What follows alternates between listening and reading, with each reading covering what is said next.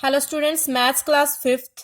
आज हम करेंगे एक्सरसाइज 15.2 के लिए इंट्रोडक्शन टाइप्स ऑफ एंगल्स। यहाँ पे हम पढ़ रहे हैं एंगल्स के टाइप्स पढ़ रहे हैं। फर्स्ट है right angle.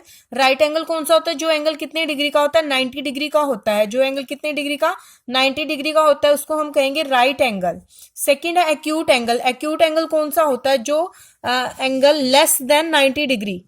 An angle whose measure, जिसको हम मेजर करेंगे तो वो कितना होगा? लेस देन 90 डिग्री, यानी कि 90 डिग्री से कम होगा, तो उसको हम बोलेंगे एक्यूट एंगल। जैसे यहाँ पे हमें एंगल दिखाया गया है 90 डिग्री का। एंगल कैसे बनता है? ऐसे स्ट्रेट बनता है, जैसे ऊपर दिखाया गया है ऐसे बनता है, यानी कि वर्टिकल लाइन होती है इस टाइप से। बट ये एंगल तो क्या है? उससे ऐसे बन रहा है इधर वाली साइड, यानी कि 90 डिग्री से कम है, वो छोटा है, लेस है। तो वो 90 डिग्री से एंगल जो लेस होते हैं तो उनको हम कहेंगे एक्यूट एंगल। तो ये टू लाइंस के बीच में जो एंगल बन रहा है तो वो क्या है? Acute angle.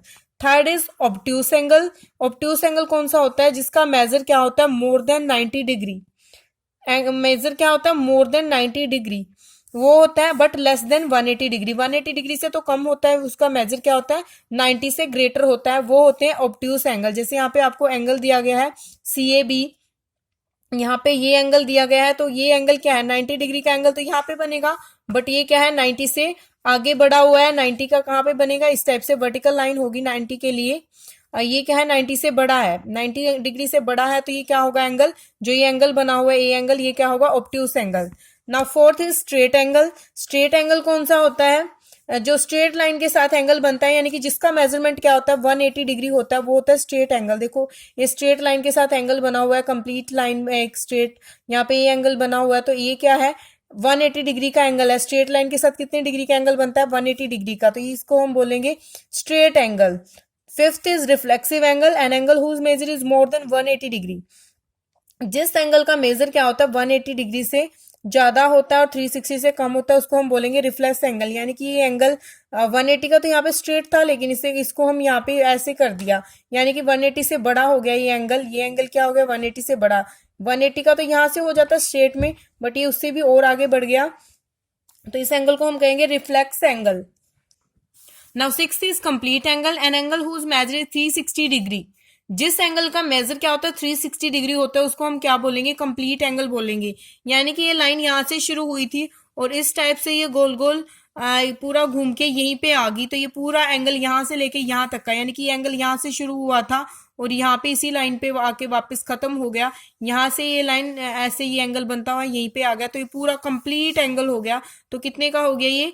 360 डिग्री का। यहाँ पे आपको टेबल में भी दिखाया गया है, जो more than 0 degree but less than 90 होते हैं उनको एक्यूट कहते हैं। 90 डिग्री के एंगल को राइट एंगल, 90 डिग्री से ग्रेटर और 180 से लेस के एंगल को ऑब्ट्यूस एंगल, 180 डिग्री वाले एंगल को straight angle, and more than 180 but less than 360 reflex angle, 360 degree के एंगल को कंप्लीट एंगल। तो इस टेबल को आप अच्छे से ध्यान में रखते हुए इसको रिवाइज करोगे, लर्न करोगे इनको, फिर उसके बाद ही आप एक्सरसाइज 15.2 सोल्व करोगे। यहाँ पे आपको यहाँ पे बुक में सोल्व लिया ऑलरेडी, तो आप इसको ध्यान से देखो। Classify the following angles: acute, right, obtuse, straight, reflexive, complete angle. इनको आपने क्या बताना है कि कौन सा एंगल क्या है? एक्यूट है, ऑब्ट्यूस है, राइट है, स्ट्रेट है या रिफ्लेक्स है, वो आपने बताना है। तो ये एंगल क्या है? 90 डिग्री का एंगल तो ऐसे स्ट्रेट होता है, तो ये एंगल थोड़ा सा बड़ा है, तो ये कौन सा होगा?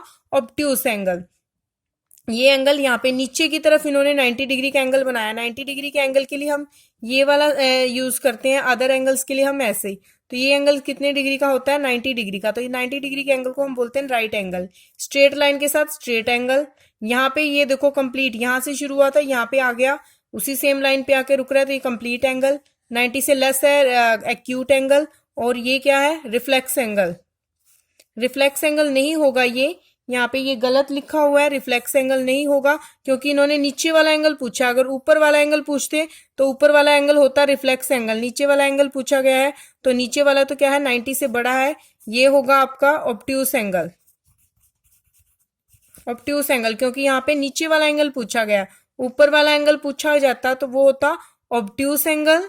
कौन सा? सॉरी, ऊपर वाला एंगल पूछा जाता वो होता रिफ्लेक्स एंगल। यहाँ पे कौन से एंगल को बताना है हमने? नीचे वाला। नीचे वाला तो क्या होगा? यहाँ से लेके यहाँ तक 90 डिग्री का बनेगा, और ये 90 से बड़ा है, तो ये होगा ऑब्ट्यूस एंगल। हाँ जी, आगे फिल इन द ब्लैंक्स दिए गए हैं। An angle of 120 degree is dash angle. 120 degree के एंगल को हम क्या कहेंगे? ऑब्ट्यूस एंगल कहेंगे। ऑब्ट्यूस एंगल कहेंगे 120 डिग्री के एंगल को, क्योंकि वो क्या होता है 90 से बड़ा होता है। 90 डिग्री के एंगल को राइट एंगल, 180 डिग्री के एंगल को स्ट्रेट एंगल, 360 डिग्री के एंगल को कंप्लीट एंगल कहेंगे। तो आपने पहले इस टेबल को ध्यान से रिवाइज करना, उसके बाद ही आप पूरी एक्सरसाइज को सॉल्व करोगे। ऐसे ही थर्ड स्टेटमेंट में आपसे पूछा है कि इनके लाइंस के बीच में इस फिगर को आप ऑब्जर्व करोगे और इनके आंसर देने की ईस्ट और वेस्ट में जो लाइन बन रही है, ईस्ट से वेस्ट में कौन सी स्ट्रेट लाइन बन रही है, और ईस्ट एंड नॉर्थ में राइट एंगल बन रहा है, नॉर्थ ईस्ट साउथ वेस्ट में reflex and north and south west में ऑब्ट्यूस एंगल। तो आपने टेबल को ध्यान में रखते हुए पूरी एक्सरसाइज सॉल्व करनी है। Thank you.